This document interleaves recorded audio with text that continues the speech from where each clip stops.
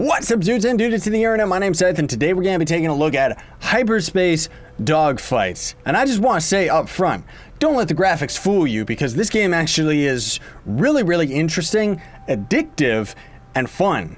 I don't know whether or not it's going in the direction of being a roguelike type of game, but it seems like generally it is, just kind of with the whole survive as long as you can. Also, there's going to be different weapon types and stuff. And before we get started, I did want to mention that up next, what the dev is going to be working on is stores, loot pools and chest rarity, weapon prefixes, more different enemy types, visual mechanical variations in zones. So there's going to be kind of a difference in the backgrounds and stuff like that. More bosses, boss pools for each zone, visual fluff and more juice, and an actual ending. But we'll just get right into it today. Whee! Ew! So unfortunately, we're not going to end up getting... we're not gonna end up getting the crazy beginning trailer scene or anything like that. We're just gonna get right into it. We generated with the sword weapon. And what can I say? First of all, you can just see it very visually, obviously. But the way that this game works is it kind of works on gravity. So it's like we're always being pulled down. And even if you end up hitting the ground, it's not like an instant KO or anything like that, so you don't really got to worry about that. But the thing that's cool about it is because it's kind of working on this whole gravity thing, we can end up flying around and kind of using that to our advantage in the combat, right? And it being, you know, the type of game that it is, you actually generate with different weapons. You know, we actually generated with the melee combat sword weapon, which has a lot of really cool mechanics. First of all, it can actually end up destroying enemy projectiles. And you can kind of see the lines that are in the middle of the screen are actually kind of supposed to be like indicators to where the projectiles are actually going, right? But then also we can right click at any time, and that's gonna jump us into the background for a short period and have us reappear. You can actually use that defensively, as I kind of messed up right there, but just kind of like that, right? And then the cool mechanic about the sword too is as you end up tagging enemies, you actually wait for him to sheath the sword, and then it's going to end up kind of killing all of the enemies that were around. We're also collecting this currency, and those 3 arrows that are behind our character are telling us tap W 3 times, and then we warp over to the next section. So it's kind of like level based, right? And as we end up going through the levels, defeating different enemy types is going to end up rewarding us with different loot chests. So we ended up defeating one special enemy out of all of that ended up giving us a $10 chest. It's going to cost us 10 to actually open. Bloop! Bounty Hunter database, find your mark and get played, or paid. I don't know what that means.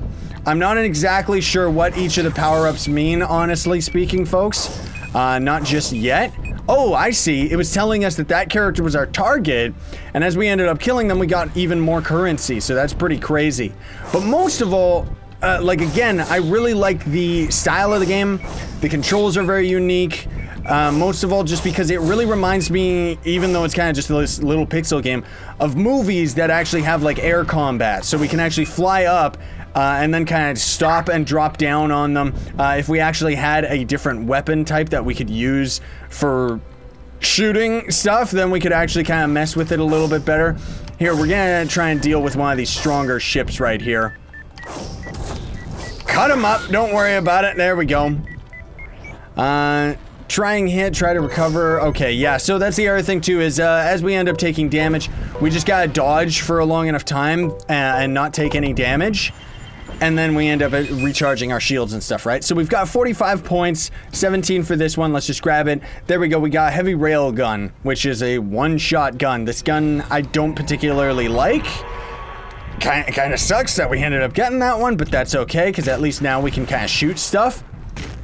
Right? Come here.